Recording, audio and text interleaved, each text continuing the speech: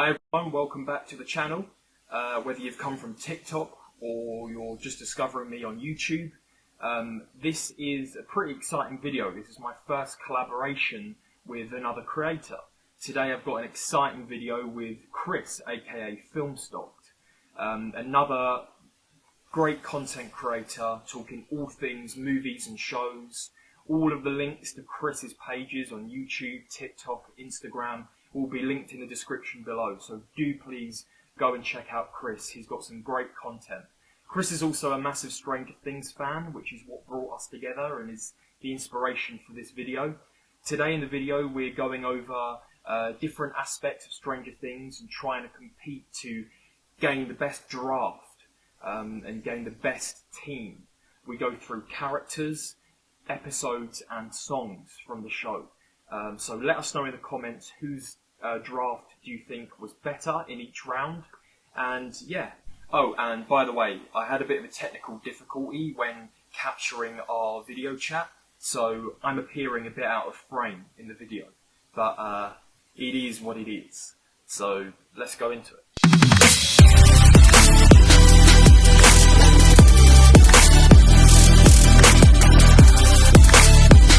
Welcome back to the channel. Today we are talking all things Stranger Things. We've got a special guest today. Been on YouTube for, 5+ years. One of the only people in the world who's as big a sort of a Stranger Things fan as myself. It's Filmstocked, aka Chris. How you doing, Chris? I'm doing good, man. Thanks for having me on. I'm excited talking to Stranger Things. We have some fun things cooked up for this video. I'm ready. It could get competitive. Yeah, I think so. So we've got Stranger Things drafts. We're trying to draft the best possible list of. We're going through characters, episodes from the show, and songs from the soundtrack. So should we start off with characters? Let's do it. That's the first one I have written down. I'm ready to roll. Cool. Right. I'll let you go first. Have the first pick. We're going with Okay. 5, right? 5. Yep, Cool. 5. I'm going to take Hopper off the board. He is my number one favorite Stranger Things character. It's tight between him and someone else who I would assume you may end up taking. But Hopper, just through 4 seasons, his character development's off the charts. He's got that season 3 sass to him where he's cracking jokes and being funny. And obviously he reads the letter at the end of that season. I would say Hopper number 1 for me. That's a very solid pick, I have to say. I know him and one other, you say a lot, are your top 2 characters. I hate to do it, but I am going to take the other one. I'm going to take Steve Harrington. Totally fair. Steve the Hair Harrington. Steve is just one of those characters that has had one of the best character arcs in the show, starting off as that like douchebag jock in the first season. Season 2 taking on more responsibility, learning from the relationship with Nancy, and then going forward to become essentially a hero and one of the most beloved characters in the show. I could not take Steve for my first pick. I knew that those were going to be the first 2. I literally wrote down Hopper and Steve. I was like, whoever goes first, someone's going to take one of them, and the other person's going to take the other. And it happened. That's the way it had to go with those 2. Had to be done, yeah. I guess moving on from my next pick, I'm going to take Dustin off the board. He's my favorite of the kids. He's lovable, and he's honestly the brains of the group, especially like in season 4. I feel like not much would get done without him. Cracking the code, and obviously in season 3, he's got Cerebro. He's lovable, especially if you throw in like his dynamic with both Steve and Eddie in season 4. Gotta love Dusty Bun. Yeah, Dustin is probably, I'd say my favourite of like the core group of kids in the show. So he was actually 3rd on my list. So yeah, we're on the same wavelength so far. Yeah. Okay, my second pick.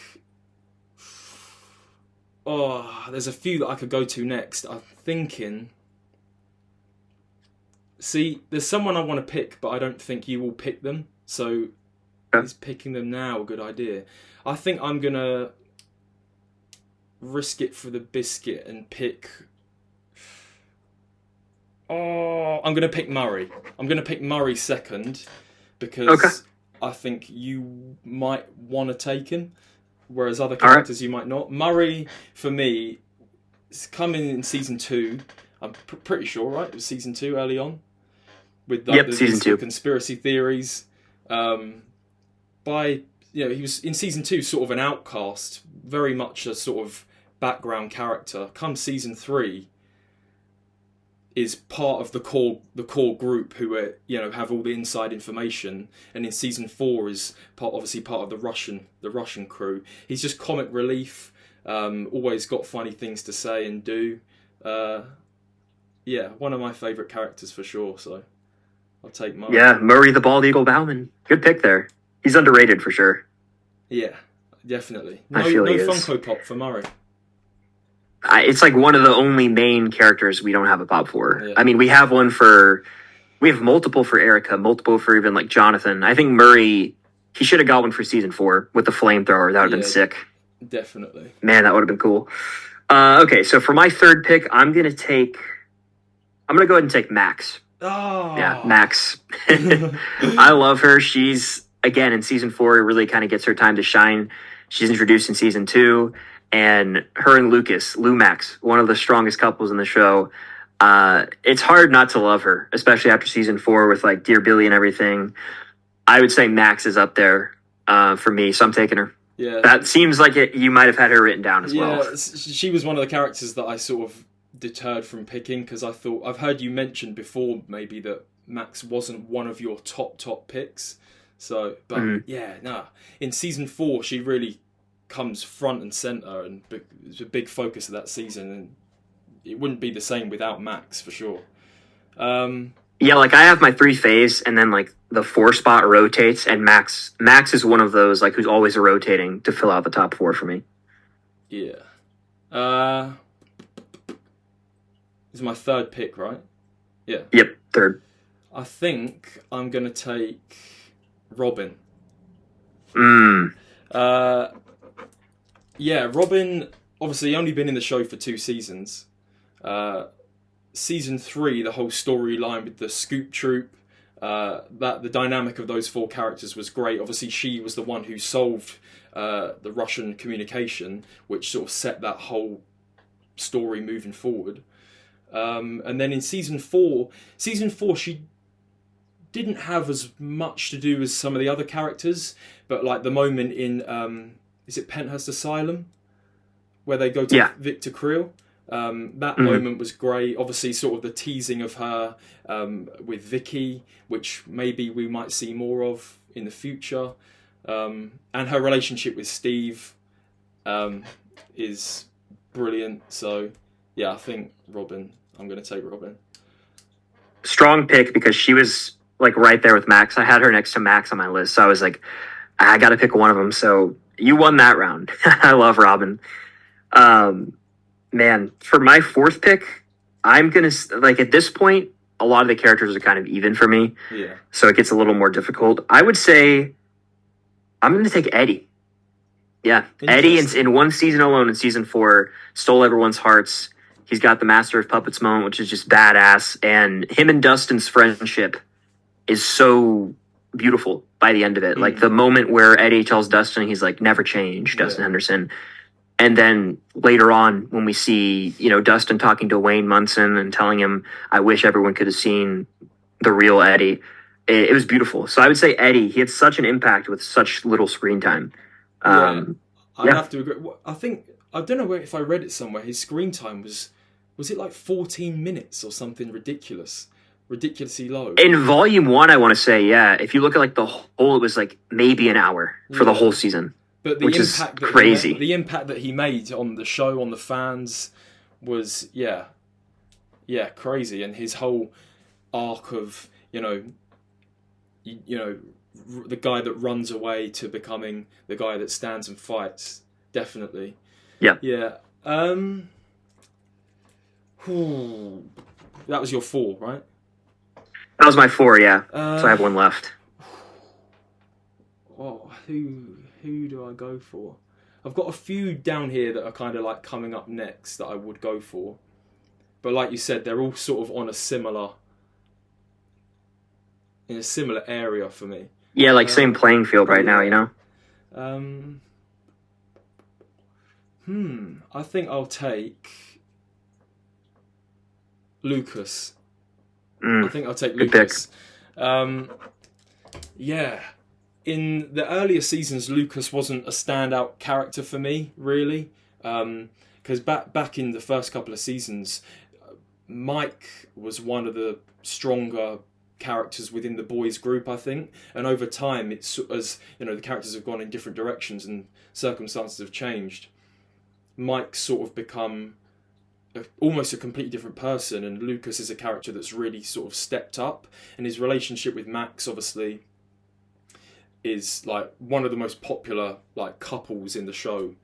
When I think of Lucas, I instantly think of the scene in the season 4 finale in the Krill House attic, and like the Max, Erica, help! Mm-hmm. That was one of the best performances in the whole show. Yeah. Lucas is devastating. Just a great character. Yeah, I mean Caleb's a great actor. He really is. For sure.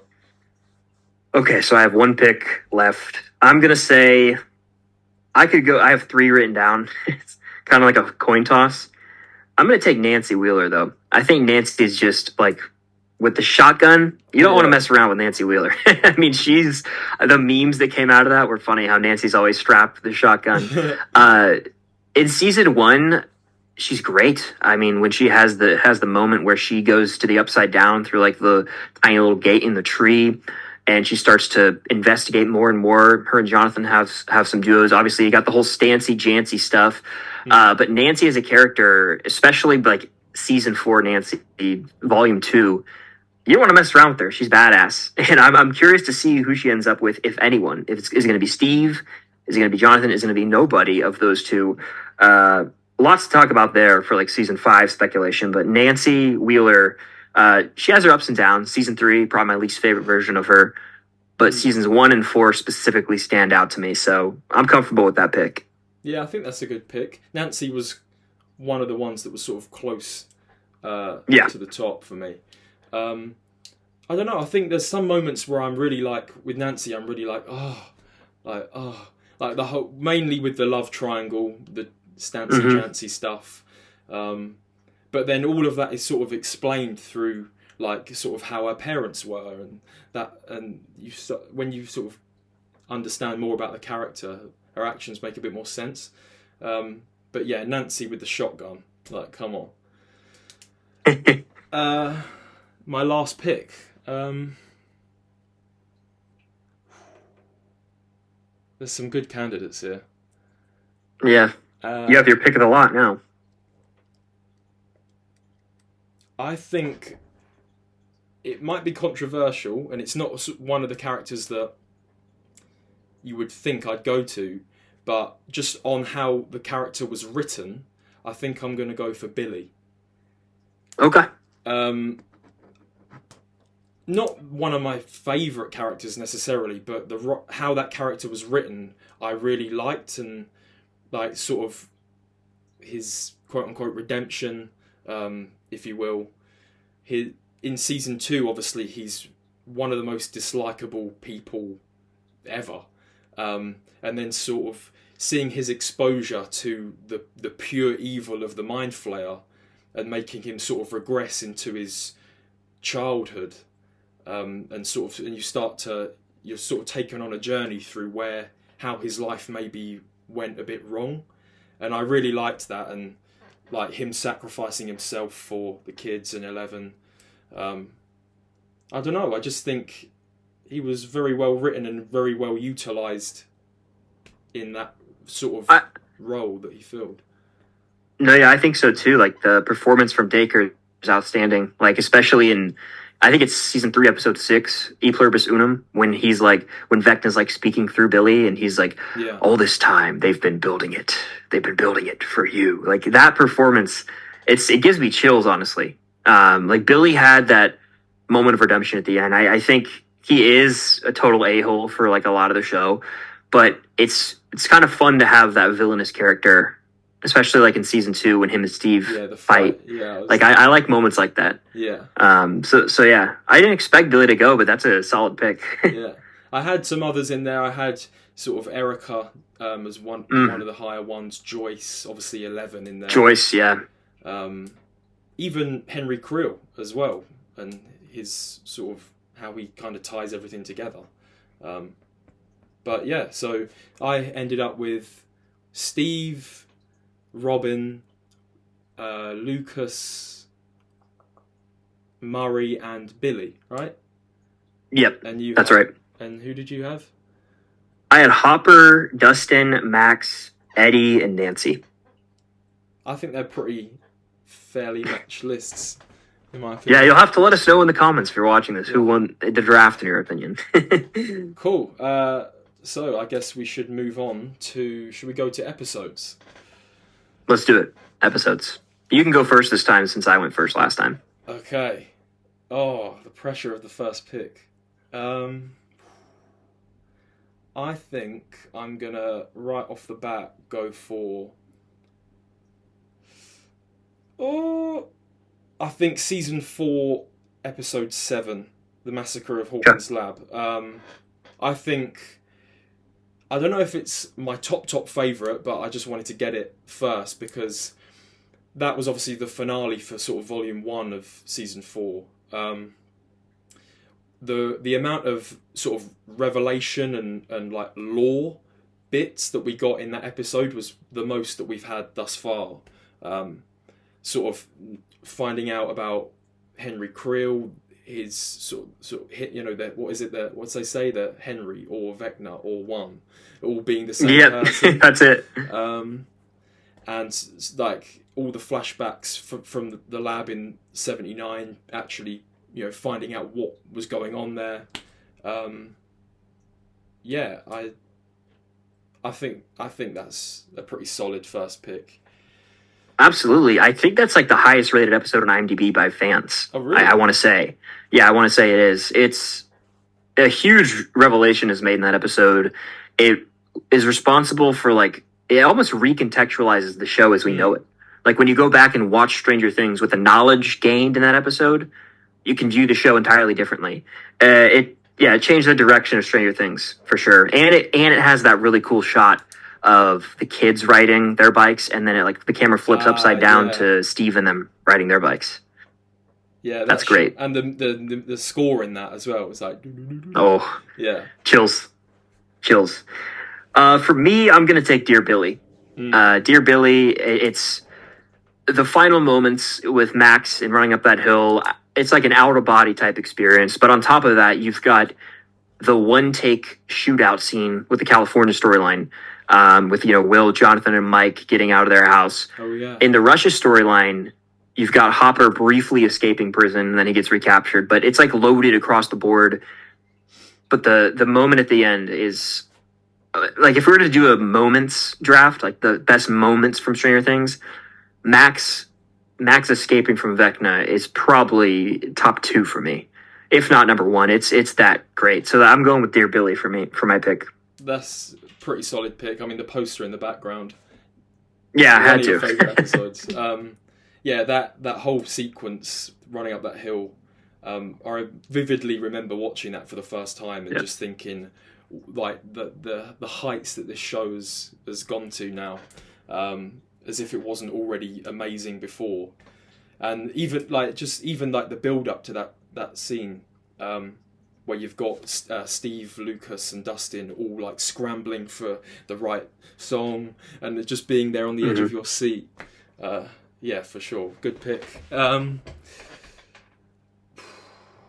See, I want to try and get a range of, like, a representation of all the seasons in my list if I can. Mm-hmm. Yeah, I know what you mean. So I'm kind of having a little look around. I think I want to take the season 3 finale, Battle of Starcourt. A lot of people I see claim that this is their favourite finale. It's probably the most like colourful and sort of lots going on. But all the finales kind of have that. This one obviously the stuff in Starcourt Mall, the Mind Flayer. Just when I think of this, I think of all the kids throwing the fireworks and it just being this crazy spectacle.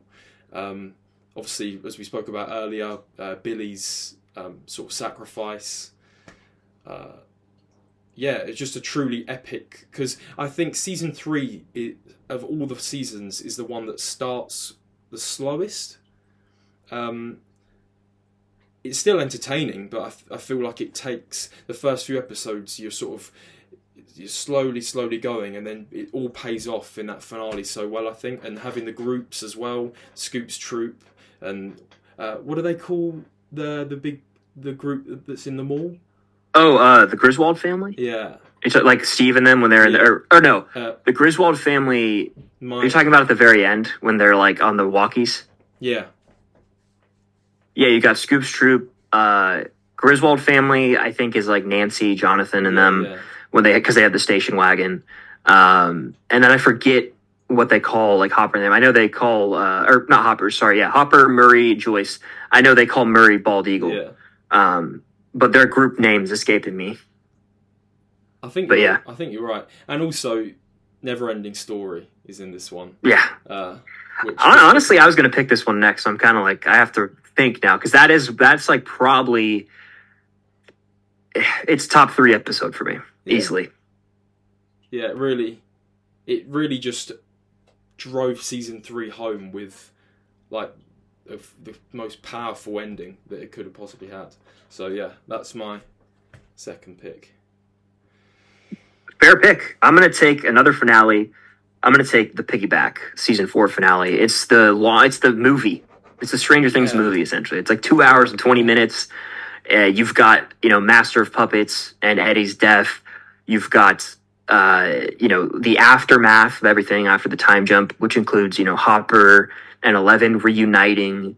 The final moments of this episode contain some of the best music in Stranger Things, like the remix of the main theme as they look out and they see the upside down sort of bleeding in. Even Mike has a great moment here when he's telling Elle, I love you. And he's got that whole speech scene. But my favorite moment in the whole episode is when we get the Running Up That Hill remix and we see Hopper taking on a Demogorgon. You've got Steve and Robin and Nancy throwing Molotov cocktails at Vecna. Like it's truly epic. And for that reason, I had to pick it. I have that poster right here. Dear Billy and the Piggyback. My first 2 picks are the posters behind me. So I had to get them. That sequence where it's sort of cutting back and forth between everyone. Everyone is in like serious jeopardy. And it's just oh, this character, oh, no. Yeah, that it's insane. It's truly insane. That alone makes that like very high up there. But yeah, obviously one of the best episodes of the show for sure. I think it's not perhaps one of the most popular episodes, but I think I'm going to go to, I think it's episode 6 of season 2, The Spy. That's a good one. The whole sequence, like in the when all the soldiers get brought to the tunnels, and like Mike finding out that Will is like the spy for the Mind Flayer, and just the panic in that moment. And then the episode ends right with it's sort of the hard cut, and then the next episode is the beeline to Chicago, right? So the only sort of gripe that I have with that episode is that it just gets left. That everything that was being built up in that episode just gets left. But yeah, that whole bit, I just remember watching it for the first time and like the stress of seeing really how much Will has succumbed to the Mind Flayer, is like turning on everyone, all of his friends and family and everyone. Yeah. That episode has like the craziest cliffhanger, and you're right. It goes right into the Lost Sister after that. But if you just skip the Lost Sister when you rewatch it, it flows seamlessly into episode 8 and 9. That's how I do it, at least, when I rewatch it. But yeah, my next pick would probably be The Gate, which is season 2, episode 9. It is It's the epic finale of season 2. Obviously, you've got Elle closing the gate. But you've got the snowball at the very end, which I think is super sweet. Like one of the more like underappreciated scenes in Stranger Things, because everyone gets their time to shine. You know, Mike and Eleven have a sweet dance. Nancy dances with Dustin in this moment. And even Chopper is teased, like when they have their little moment outside of the gym. So I've always found it to have just some of the sweetest character moments. And even for Eleven and Hopper, they have a moment where they're like riding back to Hawkins' lab, and you just see that bond, that father-daughter bond form even more. On top of that, this is the episode where we see Steve fight Billy, I want to say. And then it's also like, it picks up right when Eleven returns. Like the end of Ep 8 is her entering the house, and then it picks up with her back. And so we see the reunion. So I would say The Gate is got to be my third pick. It's all the finales of Stranger Things rule. Like every single one of them. Elite episodes. How to bring it home, for sure. Yeah. That was the episode then, it must be, where Mike and Hopper go off in the other room, and Mike's like screaming, like, you lied. Yeah, that moment is really powerful. Yeah. In particular. That's both probably some of their best work on the show. Yeah.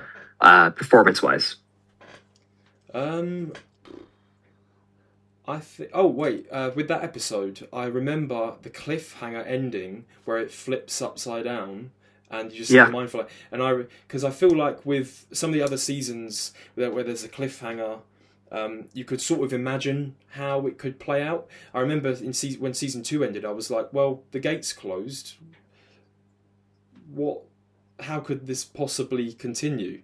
And then I would never have guessed the season 3 plot from that. But yeah, that was a great cliffhanger. It was crazy. Yeah, I remember at the time I was also like, how are they going to keep this thing going? Little did we know. Their vision is wild. The Duffers, man. This is my 4th pick, yeah? Yep, 4th. I think we pretty much got all the finales except the season 1 finale, right? Yeah, that's correct. I think I'll take the season 1 finale then. The Upside Down. Yeah. The whole sort of... When I think of this episode, I think of Eleven using her powers on all of the Hawkins lab staff and just making their brains bleed through their eyes. And like when the Demogorgon pounces out in the school corridor and takes Brenner out, and obviously not knowing at that time that Brenner would come back. And yeah, the sort of... I'm trying to think, because when I think of this episode, the van flip was the episode before, right? That was in episode 7. Yeah, it was prior to the finale. So by episode 8, the kids are in the school, and I'm just trying to think where... Yes, Nancy, Jonathan, Steve are all at the buyer's house trying to capture the Demogorgon. And that whole sequence where Steve sort of realises that he's made loads of mistakes up to this point, and and the moment where he thinks about leaving, and then...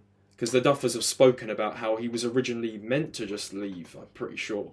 And then they sort of tweaked it so that he would come back and actually kind of save Nancy and Jonathan. The iconic bat with the nails. And that was really the moment that solidified him sort of as the character that he is going forward. So a highlight episode for Steve, for sure. And definitely Joyce and Hopper going into the Upside Down, rescuing Will. And When It's Cold I Like to Die comes on, which is just now this iconic song that just means something bad is happening, but it's also kind of beautiful in a way. And yeah, great episode and a great end to the first season that they realistically could have left as it was. It could have been the series finale. Yeah, it brings closure to everything while still leaving a little wiggle room for season 2, and obviously we're getting a 5th season now. but it's so well done that it could have ended the show. Definitely. I mean, a lot of people thought that would be the end. Yeah. Your last pick. Yeah, so I have 2 picks left. This will be my 4th. I'm gonna take. Let's see. This is tough. I'm honestly gonna take season 3, episode 6. I kind of talked about it earlier. E pluribus unum, just because of how powerful that ending is, with like the operatic music playing and 11 and Billy having that like showdown. That alone carries a lot of weight for me, and it's really when season 3 hits stride for me. Like, I think season 3. I don't think it's slow. I know you said it's slow developing. I think season 2 is probably the slowest developing of the 4 to me. But E pluribus unum, that ending, I go back to. It's like one of those moments that I just watch on YouTube. If I'm like, yeah, I want a little burst of energy, I'm going to go watch the end of this ep. And it sets up like the 2-part finale, if you will, really nicely. So I'm going to go E pluribus unum. Yeah, that's a good pick. Now it's my last pick, and there's a few episodes that are... Really, there's quite a few that I have written down, but there's 2 that I'm torn between. I'm gonna go for season 4, episode 8, Papa. Great pick. Simply alone, just simply for the helicopter scene, that alone could get this episode in here for me. Stranger Things had never done anything quite like that before, where it didn't rely on, the upside down monsters, the usual tropes of the show. That was just like raw action and just spectacle. When I just seeing her, both hands in the air, nosebleed, screaming, physically brings the chopper down. That alone is crazy. And then, obviously, in light of that, seeing Eleven and Brenna, and sort of the closure to their story and her not forgiving him, I think that was probably the perfect way to end the dynamic between those 2 characters. After everything he put her through,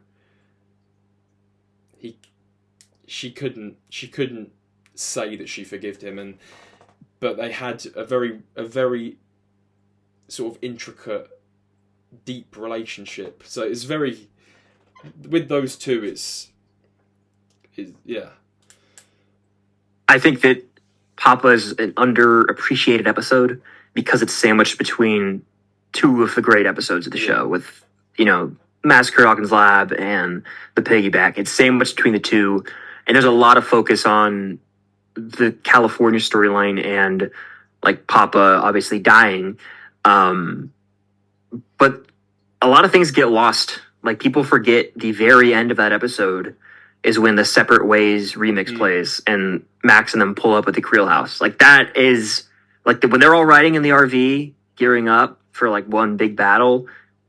That's just dope. There's no other way to say it. It gets me amped up when I see it. Yeah, the ending of that episode where Max, Lucas, and Erica hop out, slam the door, and they're just going into the Creel house, and it's just like, this is going to be like an explosive finale.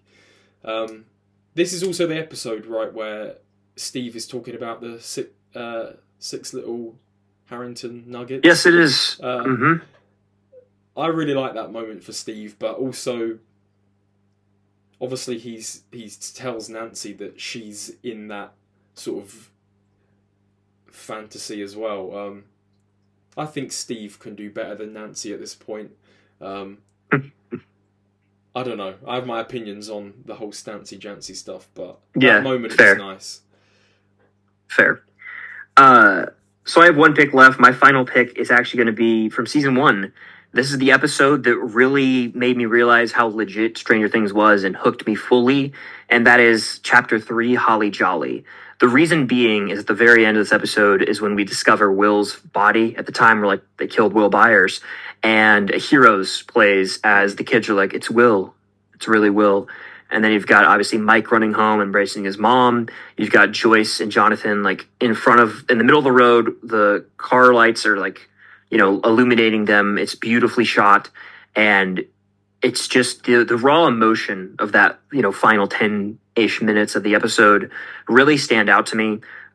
This episode also opens, I want to say, I'm looking at IMDb just to make sure. It opens with Barb actually dying. We see her like the cliffhanger ending of episode 2. Well, this episode opens with her actual death. And then this is also the episode where Joyce starts to set up the Christmas lights. So it's a classic episode of the show, almost a foundational episode. And so I had to represent season 1. It would feel wrong if I didn't. Yeah. So I got to go with that. That's one of my favorite episodes of season 1. So yeah, that is a good episode. And that, like you say, that's really when things are sort of starting to build up to something bigger. So I ended up with, if I'm not wrong, I had season 4, episode 7, season 4, episode 8 as well, season 3, episode 8, the finale, season 1, episode 8, the finale there, and season 2, episode 6, the spy. And that sounds about right, yeah. I had Dear Billy, which is season 4, episode 4, The Piggyback, which is season 4, episode 9, The Gate, which is season 2, episode 9, E Pluribus Unum, which is season 3, episode 6, and Holly Jolly, which is season 1, episode 3. Both pretty good lists again.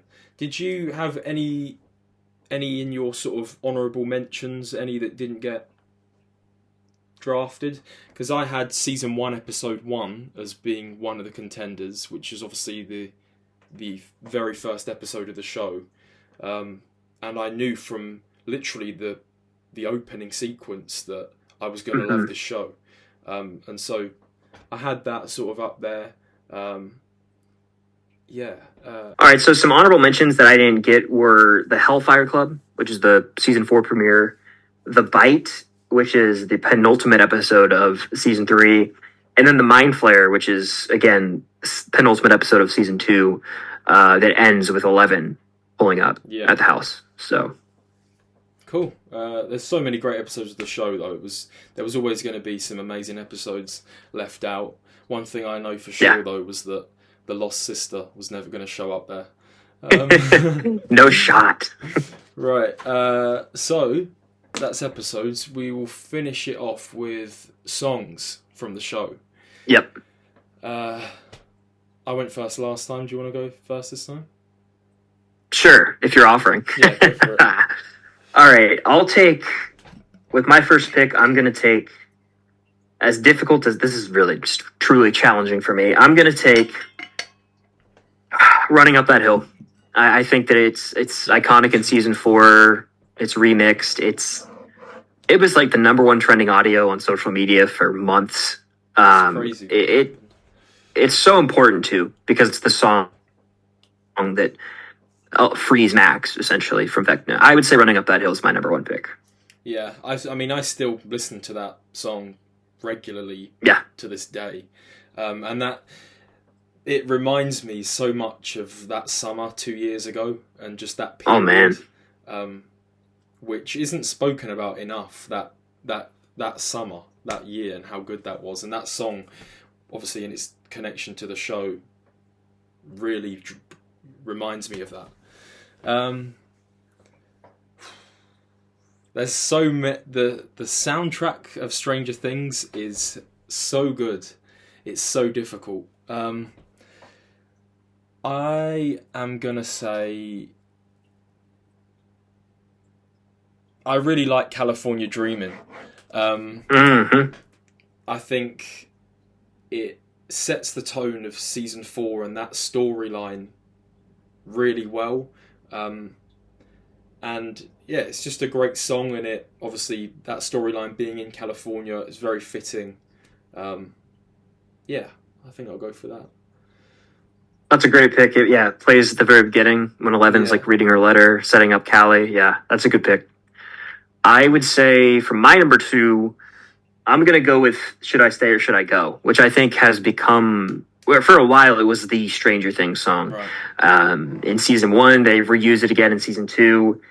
It spawned that meme of Jonathan and Will like sitting by the stereo, just yeah. kind of vibing. There was like a Twitter account that put like every song in existence over that. That's like a throwback too. That's like a throwback meme to like 2016 on Twitter. But yeah, it's iconic for a reason. It's like the Stranger Things song in many ways. So I had to go with that. Yeah, good pick. Those two are sort of the song for those respective seasons. And we may hear that song again in the final season. My second pick, I think I'm going to take Africa by Toto. Just one of those classic songs, not just for the show when I think of songs from the show, but just in general. And that moment with Nancy and Steve in the bedroom, and you're sort of at that point you don't really know much about either of them, and sort of seeing that early dynamic where she's like the straight A's girl and he's like the jock douchebag, and like some of the statements he makes in that conversation are wild, and just seeing that dynamic of like early Steve and Nancy with that song is really iconic for me. Yeah. When I hear Africa, I do think of season 1 Stranger Things, Steve and Nancy specifically, and I just love the Stranger Things soundtrack in general, man. It's loaded in every season. If you go to like Spotify and look at the playlist, there's like over 100 songs on there, lots of bangers, lots of variety. Africa, that's a good pick. And that song is just, it's not like a meme, but it's played so often on social media, and just like so many people discuss Africa by Toto that I know personally. It's a good pick. Yeah, had to go to that one. Early doors. I'd say okay, so I'm up next. I'd say my 3 is, I have a few written down here. Man, I'm going to go with, I have to. Like, it's here. I have to take it. Separate Ways. I listened to that song by Journey before even Stranger Things came out, and then they remix it for Stranger Things. It's in the trailer for season 4. It's in, like we talked about earlier, the moment at the end of Papa, season 4, episode 8. And it's a very hype song. The remix made it 10 times more epic than it originally was, because the song, not remixed, is actually in the movie Yes Man with Jim Carrey, right. Which is like a random tidbit, but it's like used in the finale of that film. And they're just vastly different if you listen to like the Stranger Things remix versus the original. But Separate Ways, I mean, I associate it with season 4 trailer, with the end of Papa, epic. Yeah, the use of it in both of those instances really just sort of made everything feel way more intense, and like that finale of episode 8 of season 4, we spoke about it earlier, it adds so much to that scene of everyone just sort of in the RV, just kind of like, we're really going to do this, huh? Yeah, that's a good pick.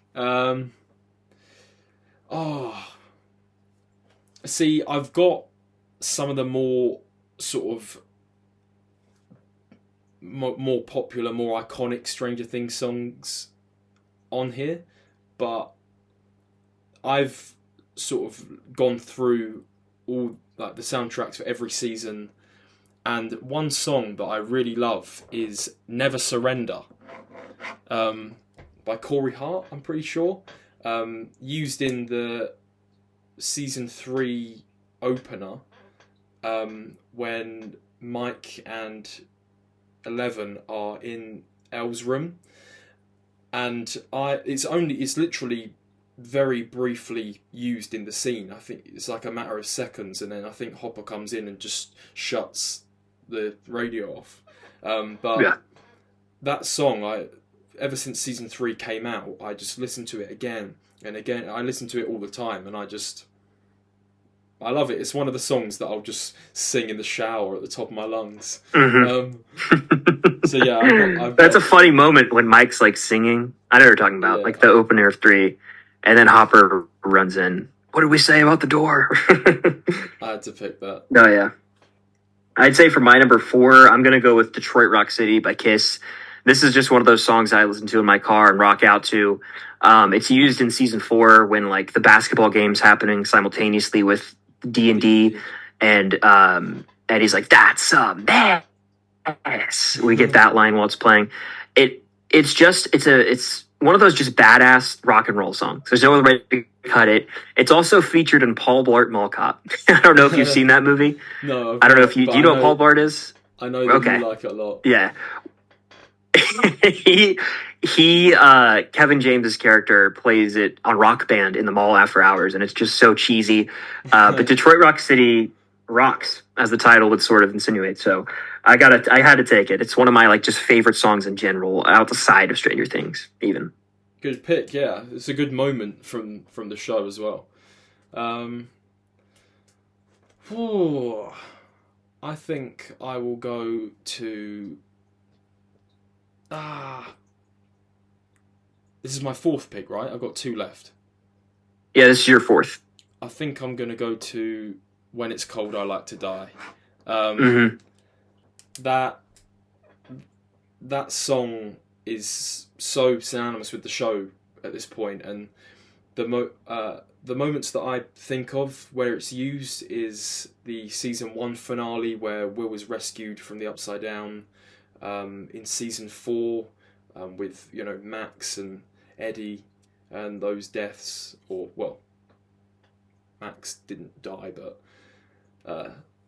yeah, and just it's just so chilling, like it's eerie, but it's also like a beautiful song at the same time.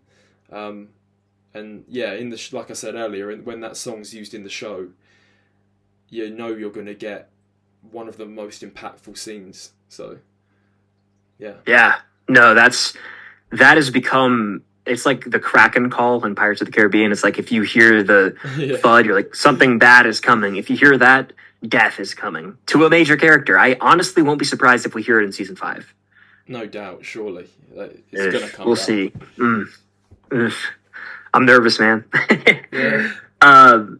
All right, so rounding out my draft, I'm going to take Heroes by Peter Gabriel. Similarly to When It's Cold, I Like to Die, this song has been used multiple times now. The first time was in Holly Jolly, season 1, episode 3, at the end, when like Will is, quote, like we think he's dead, but he's obviously not. It's just like a somber, beautiful, at the same time type of song. And then it's reused at the end of season 3, as the buyers are in their U-Haul heading out of town, Yes. like right after the letter is read, Hopper's letter is read. And it honestly, much like season 1 could have ended Stranger Things, I think season 3 could have ended Stranger Things. It's like a definitive sort of, we're leaving the house, and it's like it ends on the shot of the empty buyer home, and you're like, that could be a wrap. This song Heroes just accompanies the emotions really well. And it's also just a song that I can listen to when you're kind of in your feels, like outside of the show, you pop it in, you're under your headphones, and you're like, it's kind of, let's just get emotional real quick. So yeah, I'd say Heroes get a little variety in there for me. That is a great song, and I was actually choosing between When It's Cold, I Like to Die and Heroes for my last pick. Mm-hmm. It's funny you should say that actually about the season 3 finale, because at the time I really genuinely thought that was the end. I don't know how long it was after that season 4 was announced. A couple of months, right? Maybe. Yeah, not long, honestly. And then they had like the post-credit scene, which kind of like, I was like, oh, okay, then I guess we're getting more. See, but yeah, but yeah, I really thought that would be the end, and that song in that moment, like you said, just made it all. It really rounded off and added to the closure. Right, my last pick. This is so difficult because I've got so many great songs written down. And again, some of them are sort of the more obvious big songs from the show, but some are more niche. I really like... I'll take, just because of its use in the show, I'll say Every Breath You Take. Maybe not... It's a great song, and I do like it a lot, but just for its usage in the show, and this in the season 2 finale, plays at the snowball dance, and then it plays into the cliffhanger. The mind flare, every breath you take, I'll be watching you. Really, just sort of makes that whole finale. It just leaves you a bit like, oh. Yeah, like the way it shifts from like this happy, sweet moment to really unsettling, eerie, with the song transitioning with it, it kind of like fades out, slows down. Yeah. It was brilliant by the Duffers. Doesn't it come? I could be wrong. In season 4, when they're in Max's mind, and is that song is sort of the instigator that leads 11 to Max when it's I want to say yes. Yeah. But yeah, I think it does get reused there. Great song.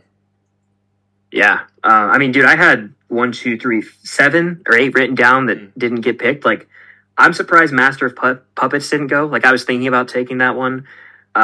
You Don't Mess Around with Jim. You've got Material Girl, Girls on Film, You Spin Me Round, the Ghostbusters theme, technically. Like, there were so many on there that I could have went with.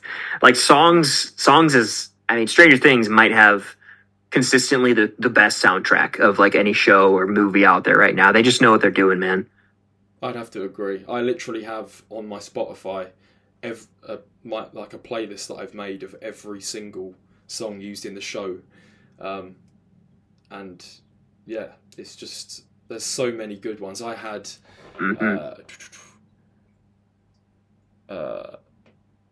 wait, you made your final pick, right?